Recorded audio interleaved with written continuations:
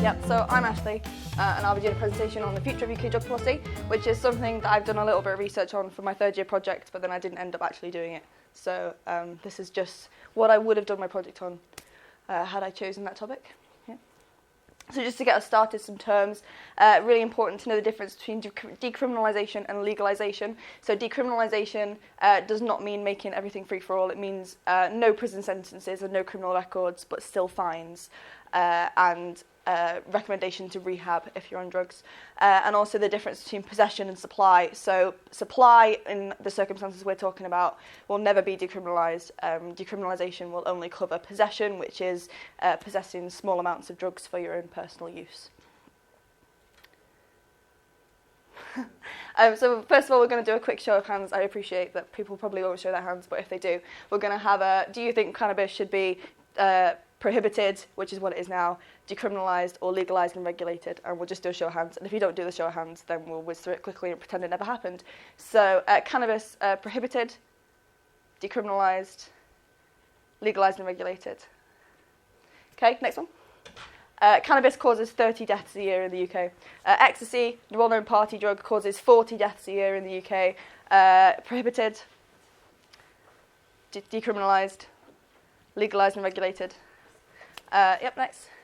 Heroin and morphine together cause over a quarter of drug-related deaths in the UK, over 700 deaths between them. So prohibited, decriminalised, legalised and regulated. And then the last one is alcohol. Alcohol actually causes 8,000 deaths a year in the UK, so much more than those, and that doesn't count death by dangerous driving, accidents, and esophageal cancers and things like that are associated with alcohol. So prohibited, decriminalised, really, James, and legalised and regulated. Fab. And we'll see if your opinions change at the end.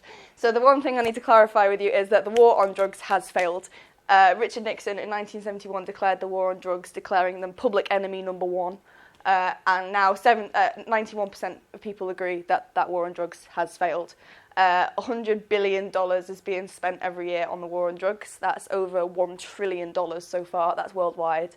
But the criminal market is worth $300 billion annually, so evidently there is something wrong there. 70,000 people have UK criminal records for drug possession, which they're just addicts, they're not criminals. And hundreds of thousands of deaths in South America, so across Peru, across Colombia, across Mexico, where the drugs are usually grown. Hundreds of thousands of people are dying because of drug wars and drug lords. So it's not just here that drugs are a problem. In the UK now, what's happening is drugs are split into Class A, B and C under the Misuse of Drugs Act 1971. And as you can see, Class A drugs are treated most harshly, while Class C are treated least harshly. So that's the law. But what's really happening is that police forces are beginning to decriminalise cannabis autonomously. So that's like Durham and Surrey have already declared that they're not going to go after people who are growing cannabis for their own personal use. Manchester police are ignoring cannabis smoking during the 420 festivals. Every April, a group of Mancs go to a park in Fallowfield and smoke weed, and no arrests have been made, even though the police know it's going to happen. So overall, the police is kind of losing interest in people who are small-time cannabis growers and dealers. Not dealers, possessors. The Durham Police and Crime Commissioner says it's better to work with them, that's drug addicts, and put them in a position where they can recover than to give them a criminal record. But there is a problem. The anti-drug lobby says it's not down to a single police force to lead the law, and so there should be a universal cover on cannabis laws. And that links to down here where a drug reform campaigner said that it's a bit of a postcode lottery, so depending on where you live in the UK, you're going to be treated differently for being a cannabis addict. And one drug reform campaigner said, I do not see this as an ideological position, but a resource issue. So he thinks that rather than police forces seeing cannabis as not really a crime, they've not been given the resources to deal with it because of police cuts, so it's more of a money issue.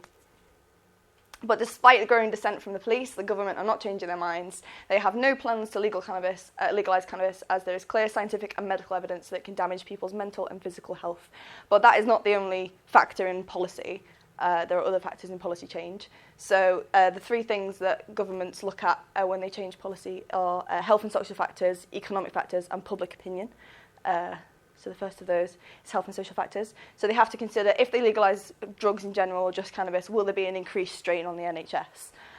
Will we see an increase in drug tourism? And that's when people come over to a place where drugs have recently been legalised just to have them and maybe even bring them back to their own countries.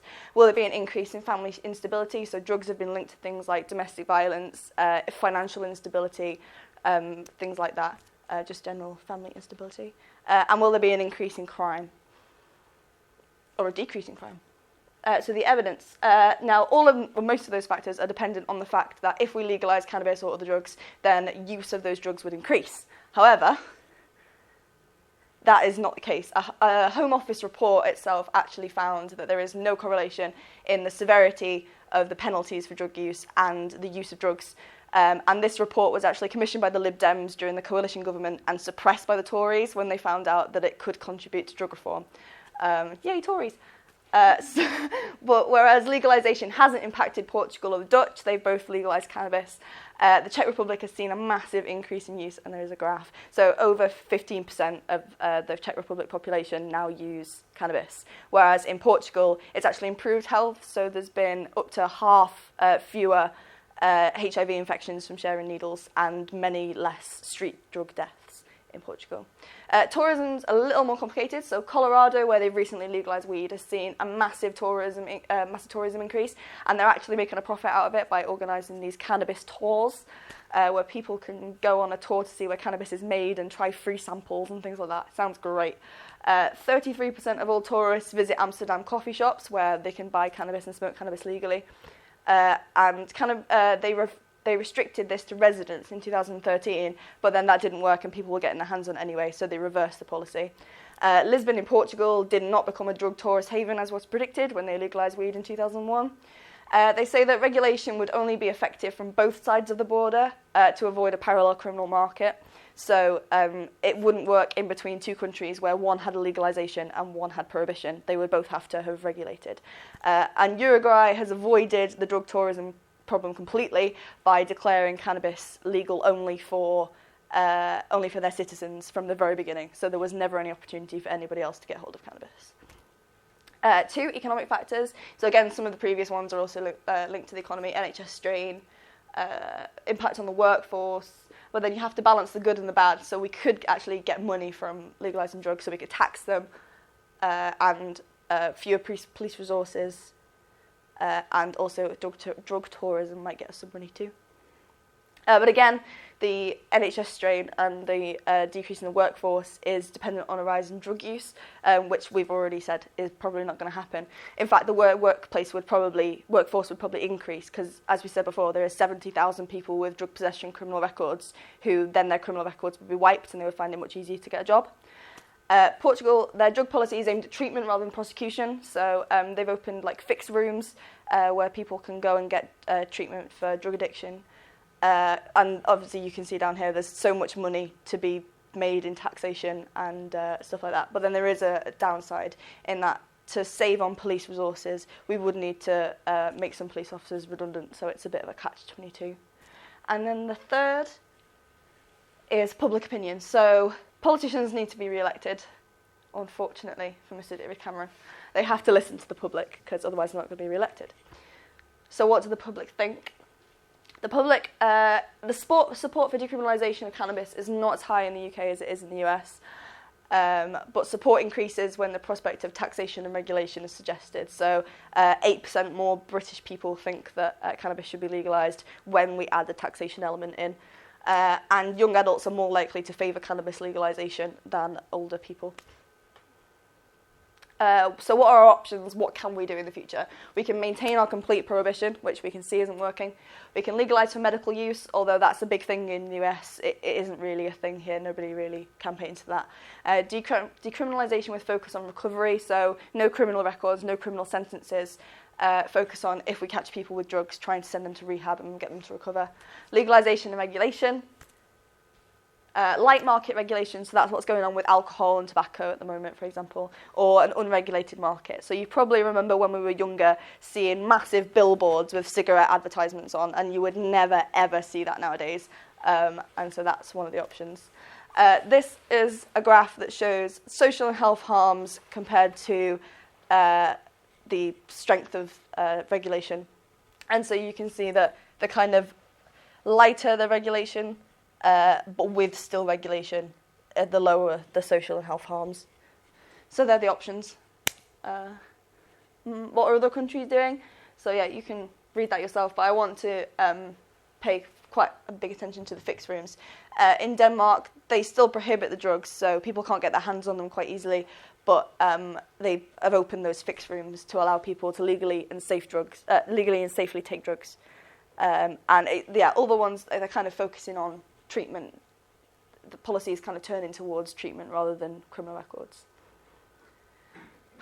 My opinion is that cannabis should be legalised and regulated, and all other illicit substances should be decriminalised and a focus be put on recovery, because I think that will take the focus away from the illegal trade, and then fixed rooms opened, obviously. I don't think all illicit substances, despite what the graph says, should be legalised and regulated until we know what will happen, because as you can see, Portugal, everything was fine, but in the Czech Republic, it went completely the other way, and we wouldn't want our whole population high on heroin all the time.